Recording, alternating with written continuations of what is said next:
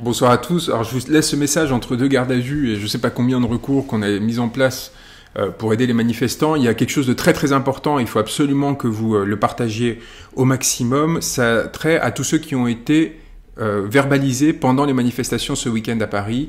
Vous pouvez les contester et je vais vous donner la clé qui va vous permettre de faire sauter ces contraventions, ces PV de 135 € qui correspondent à une contravention de 4e classe pour avoir participé à une manifestation interdite, ce qui normalement, en effet, est sanctionné. Comme vous le savez, Didier Lallement avait pris un arrêté d'interdiction qui couvrait l'ensemble de la ville de Paris pendant 4 jours concernant l'ensemble des manifestations qui étaient en lien avec le convoi des libertés.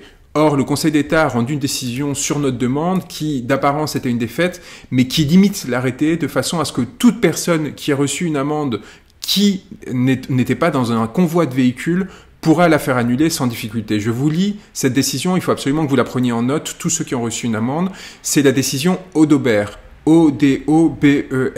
C'est une ordonnance du Conseil d'État du 12 février 2022, donc suite au recours que l'on avait déposé contre l'arrêté de Didier Lallement. Dans son paragraphe 11, donc de la décision Odobert du 12 février 2022, le Conseil d'État, qui est la juridiction suprême de la justice administrative, et dont les décisions s'imposent à tous, explicite. L'arrêté contesté, donc l'arrêté d'interdiction de Didier Lallement, n'interdit que la manifestation sous forme de convoi de véhicules se revendiquant expressément du convoi de la liberté. Ça veut dire que toute personne qui manifestait à pied ne pouvait pas être verbalisée pour participation à une manifestation interdite, y compris si elle participait à des manifestations non déclarées. Donc si vous avez reçu une contravention alors que vous étiez en train de manifester simplement dans la rue, que ce soit sur le trottoir, sur la chaussée ou ailleurs, vous devez citer cette décision dans la requête que vous enverrez en retour, une fois que vous aurez reçu le courrier avec l'amende, vous renvoyez une requête demandant à ce qu'elle soit annulée, vous citez cette décision, son paragraphe 11, je la relis, l'arrêté contesté n'interdit que la manifestation sous forme de convoi de véhicules se revendiquant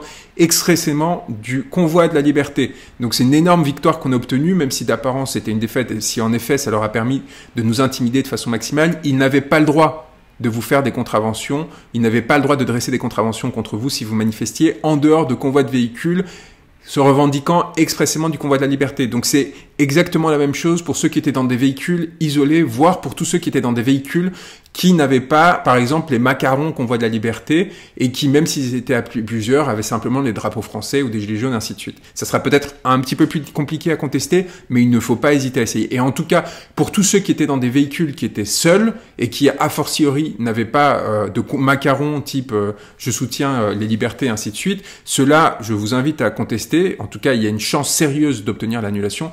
Et alors là, pour tous ceux qui étaient tout simplement en dehors, y compris de véhicules, vous avez un outil en or pour faire annuler votre contravention. Donc, utilisez-le, battez-vous, ne les laissez pas vous intimider et surtout, respirez soulagé pour ceux qui pensaient qu'ils allaient devoir payer 135 €.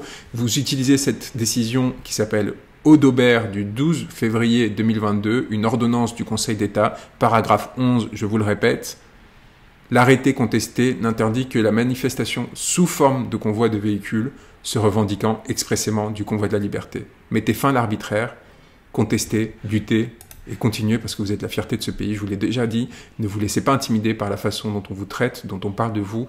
Vous êtes extraordinaire et les luttes que vous menez sont des luttes qui devraient tous nous concerner, quelles que soient nos positions sanitaires. Bon courage à tous.